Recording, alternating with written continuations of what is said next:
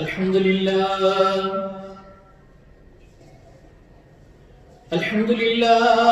رب العالمين،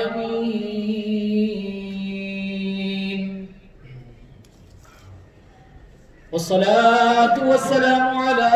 سيد الأنبياء والمرسلين.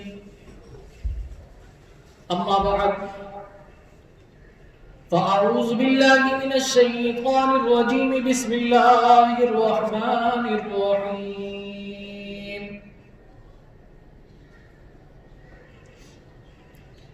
إن عدة الشهور عند الله 12 شهرا في كتاب الله يوم خلق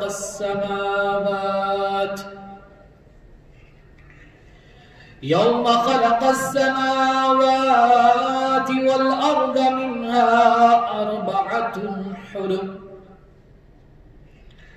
صدق الله مولانا العظيم وبلغنا رسوله النبي الكريم الأمين، ونحن على ذلك لمن الشاهدين والشاكرين. قال الله تبارك وتعالى في شأن محبوبه الكريم: إن الله وملائكته يصلون على النبي يا أيها الذين آمنوا صلوا عليه وسلموا تسليما. اللهم صل على سيدنا ومولانا محمد عدد الجود والكرم وآله وصحبه وبارك وسلم صلاة وسلاما عليك يا سيدي يا مكي يا مدني يا عربي يا قرشي يا حاشمي يا مطلبي يا مولاي يا ملجأي يا حبيبي يا طبيبي يا رسول اللہ. حضور نبی کریم رؤوف الرحیم صلی اللہ تعالی علیہ وآلہ وسلم کی ذات بالا صفات پر درود و سلام پڑھنے کے فضائل بے حد و بے شمار ہیں. آقا علیہ السلام کا فرمان رحمت ہے کہ روز جمعہ اور شب جمعہ مجھ پر درود پاک کی کثرت کیا کرو،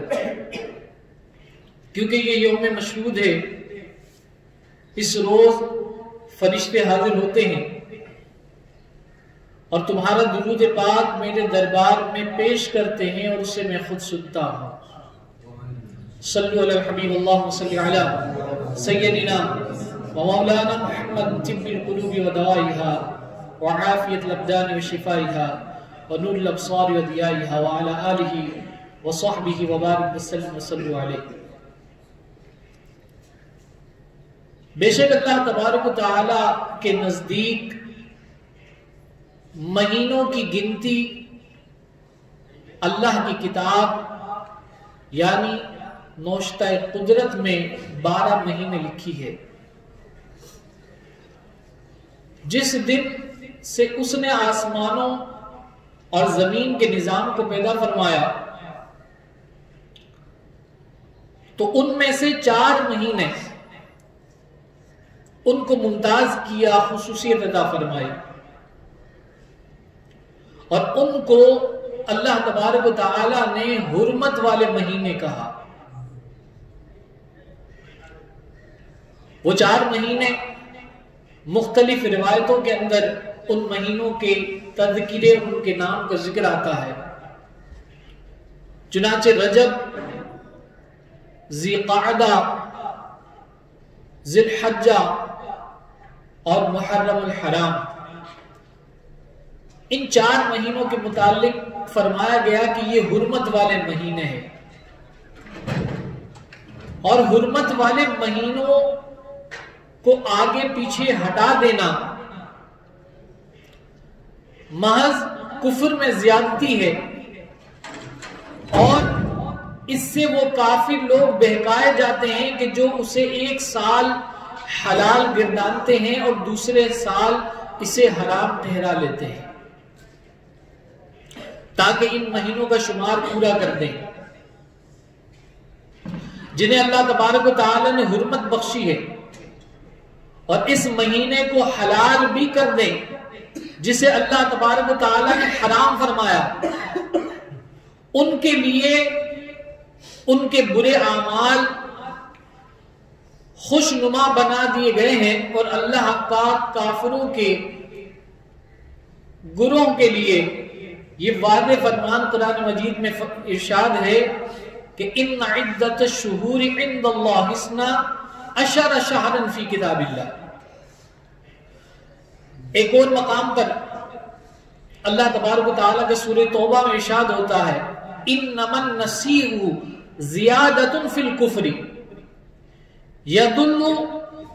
به الذین کفروا یحلونہ عاما ویحرمونہ عاما، اور ان عندہ ما حرم اللہ فیحلون ما حرم اللہ۔ یہ قرآن مجید فرقان حمید کی آیت کا ترجمہ ہے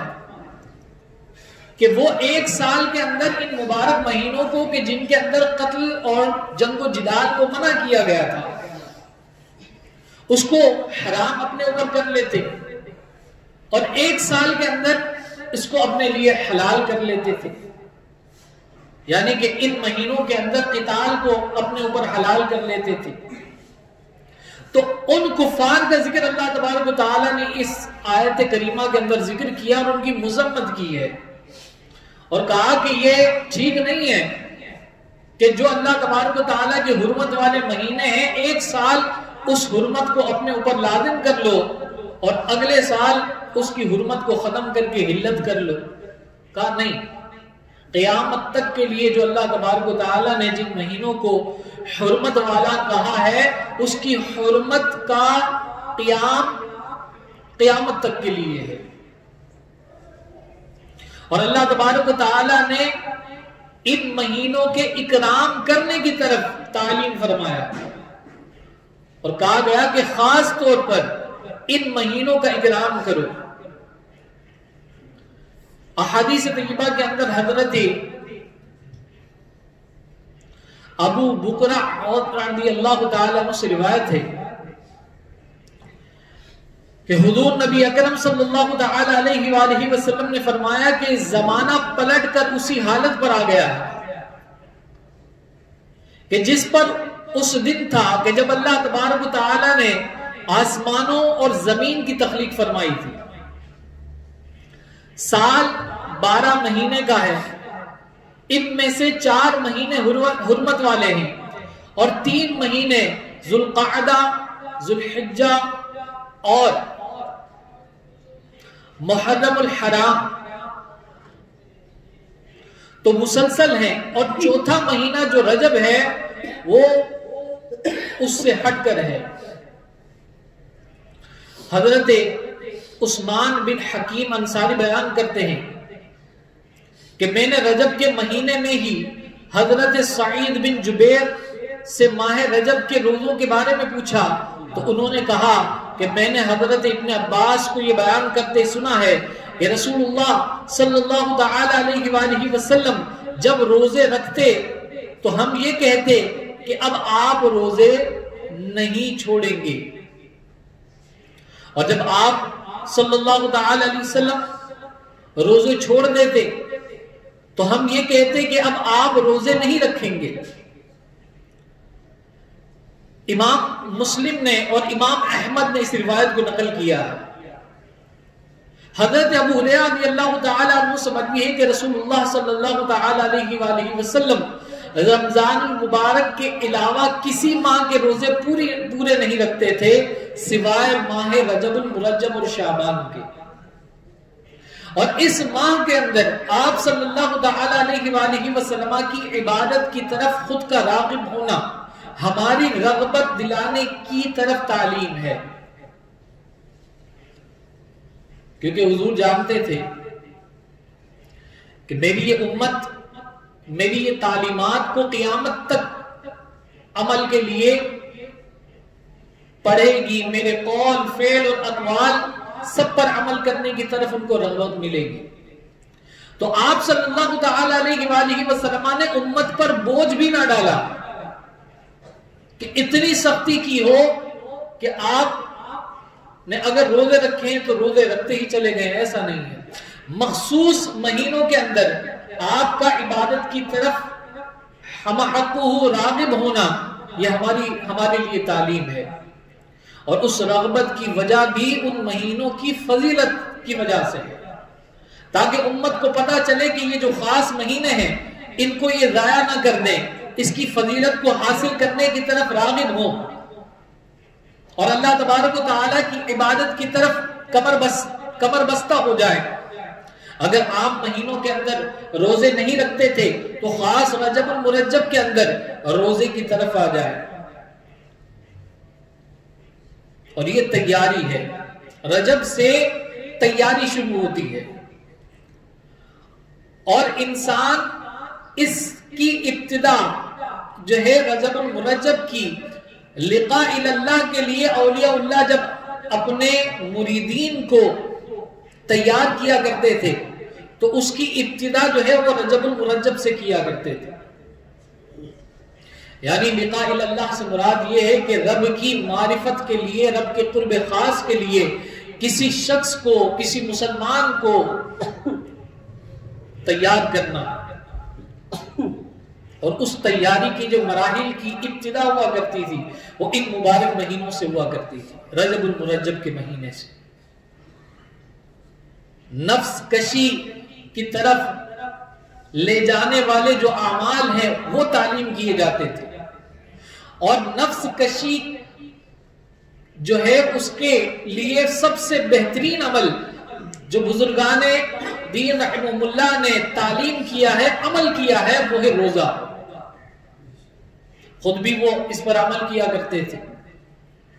اور اپنے مریدین کو بھی اس کی طرف راغب کیا کرتے تھے۔ اس کی وجہ یہ ہے کہ کثرت روزے کی وجہ سے انسان بہت سارے برے اعمال سے اپنے آپ کو روکنے میں کامیاب ہو جاتا ہے۔ حالت روزہ کے اندر گناہ کی طرف راغب نہیں ہوتا۔ اگر گناہ کی طرف نفس لے بھی جائے تو فوراً ضمیر اس کو ملامت کرتا ہے اور کہتا ہے کہ کیا کر رہا ہے تو، کس طرف جا رہا ہے، شرم کر، حیا کر کہ تو روزے سے ہے، تو نے روزہ رکھا ہے اللہ کے لیے، اور تو اللہ کی عبادت میں ہے روزہ رکھ کر، تو اس عبادت کے اندر تو ایسی طرف راغب ہو رہا ہے کہ جو اللہ کو ناپسند اعمال ہے، حرام سے بچ جاتا ہے، گانے بازوں سے بچ جاتا ہے، بدگوئیوں سے بچ جاتا ہے، چغلیوں سے بچ جاتا ہے، حرام کھانے کھلانے سے بچ جاتا ہے، بد نگاہی سے بچ جاتا ہے، جھوٹ بولنے سے بچ جاتا ہے۔ اس کے علاوہ بے شمار منہیات جو اللہ تبارک و تعالیٰ کے ناپسندیدہ ہیں، رسول اللہ صلی اللہ تعالیٰ علیہ وآلہ وسلم کے ناپسندیدہ ہیں، ان تمام اعمال سے یہ روزہ خود بخود روکنا شروع کر دیتا، ضمیر ملامت کرتا کہ نہیں کیا کر رہا ہے، اللہ کی عبادت میں ہے، روزے سے ہے، اور گالی دے رہا، روزے سے تو لڑے گا، روزے سے ہے جھوٹ بولے گا، روزے سے ہے رشوت کھائے گا، نہیں۔ اسی لیے بزرگان دین رحمہم اللہ نے ایک عمل دے کے ہزارہا برائیوں سے روکنے کی تعلیم و ترغیب دی، اور اولیاء اللہ کو یہ تعلیم رسول اللہ صلی اللہ تعالی علیہ وآلہ وسلم سے اور اصحاب اللہ سے ملی، اصحاب رسول سے ملی، کہ آپ صلی اللہ تعالی علیہ وآلہ وسلم نے عمل کیا، اصحاب کو تعلیم ہوئی، رسول اللہ صلی اللہ علیہ وسلم کے اصحاب نے عمل کیا، تابعین کو تعلیم ہوئی، تابعین نے عمل کیا، تابعین کو تعلیم ہوئی، تابعین نے عمل کیا، ائمہ مجتہدین نے، صالحین نے، اولیاء کاملین کو تعلیم ہوئی، اور پھر آگے انہوں نے اس تعلیم کو آگے کیا۔ تو آپ صلی اللہ تعالی علیہ وآلہ وسلم خاص طور پر رجب المرجب کے مہینے کے اندر اور شعبان معظم کے اندر پورا مہینہ روزہ رکھا کرتے تھے۔ اور کون فرما رہا ہے؟ صحابی رسول حضرت ابو ہریرہ رضی اللہ تعالی عنہ یہ فرما رہے ہیں۔ اسی طرح امام طبرانی کی روایت ہے، حضرت انس بن مالک رضی اللہ تعالی عنہ فرماتے ہیں کہ جب ماہ رجب کا آغاز ہوتا تو حضور نبی اکرم صلی اللہ تعالی علیہ وآلہ وسلم دعا کرتے تھے کہ اے اللہ ہمیں رجب اور شعبان میں برکت عطا فرما اور ہمارے لیے رمضان میں بھی برکت عطا فرما۔ اور آپ فرمایا کرتے تھے کہ جمعہ کی رات قابل احترام ہے، لیلۃ الجمعۃ غراء ویومها اظہر، رواہ الطبرانی، کہ امام طبرانی نے اس کو روایت کیا کہ آپ صلی اللہ تعالی علیہ وآلہ وسلم نے فرمایا کہ جو جمعہ کی رات ہے، رجب المرجب کے اندر آنے والی جو جمعہ کی رات ہے وہ قابل احترام ہے، اس کا احترام کیا جائے۔ اور اس رات کے اندر اس جمعہ کی رات کا احترام کیا ہے؟ محدثین نے اس کی تشریح کی اور فرمایا کہ اس جمعہ کی مبارک رات کا احترام یہ ہے کہ اس رات کو برائی والے کاموں سے روک کر گزارا جائے اور اللہ تبارک و تعالیٰ کی عبادت کی جائے اس رات کے اندر۔ یہ اس جمعہ کی رات کا احترام ہے۔ اسی طرح روایت میں آتا ہے، حضرت انس بن مالک فرماتے ہیں، ایک اور روایت انہی الفاظوں پر ہے، کہتے ہیں کہ جب ماہ رجب کا آغاز ہوتا تو رسول اللہ صلی اللہ تعالی علیہ وآلہ وسلم انہی الفاظوں سے دعا فرمایا کرتے تھے کہ اے اللہ ہمیں رجب اور شعبان میں برکت عطا فرما اور ہمیں رمضان نصیب فرما۔ تھوڑے سے آخر کی جو الفاظ ہے اس میں تبدیلی ہے اور بقیہ جو روایت ہے وہ مطابقت رکھتی ہے۔ یہاں پر دعا بھی ہے، یا رب العالمین جس طرح تو مجھے رجب عطا فرما رہا ہے، ہمارے لیے بھی دعا ہے، ہم بھی دعا کریں، یا رب العالمین تو مجھے رجب عطا فرما رہا ہے، اس میں عبادت کی توفیق عطا فرما، اور پھر اگلا مہینہ شعبان کا مہینہ، اس میں عبادت کی توفیق نصیب فرما، اور جو فصل کاٹنے کا مہینہ ہے رمضان وہ بھی نصیب فرما۔ یہ حضور بھی دعا فرمایا کرتے تھے اور امت کے لیے بھی یہ تعلیم ہے کہ امت بھی اس طرح دعا کرے۔ اسی طرح حضرت ابراہیم نخعی رحمت اللہ تعالی علیہ نے فرمایا کہ بے شک رجب اللہ تبارک و تعالی کا مہینہ ہے، اس مہینے کو نسبت ہے اللہ کی طرف۔ یہ رجب کس کا مہینہ ہے؟ اللہ کا مہینہ۔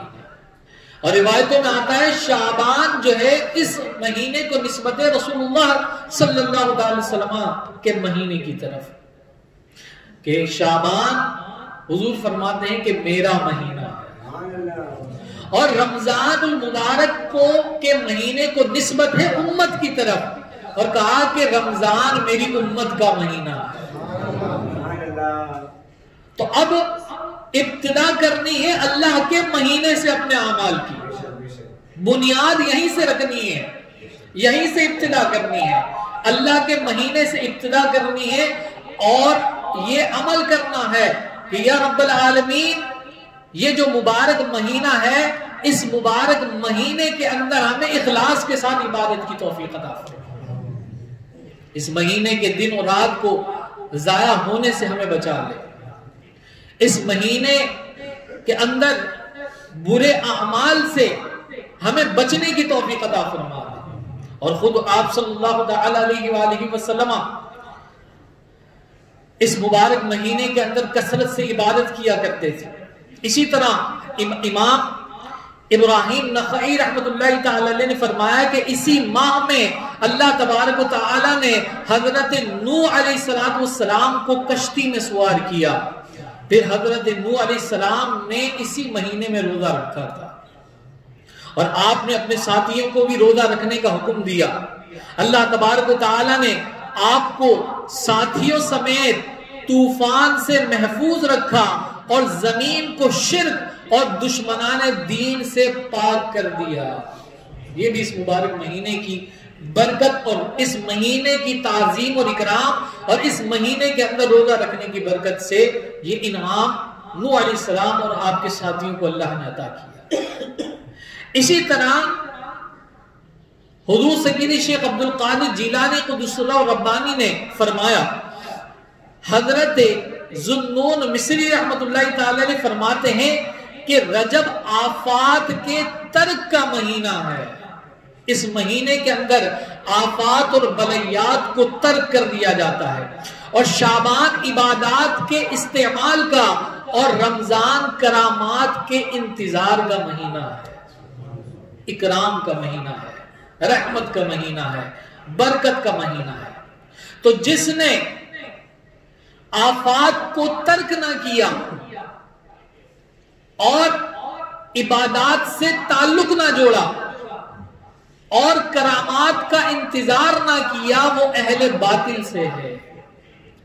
آفات کو ترک کرنے سے مراد یہ ہے کہ ہر وہ برائی والی بات جو اللہ اور اس کے رسول کو ناپسند ہے، رجب سے اس کو چھوڑنا شروع کر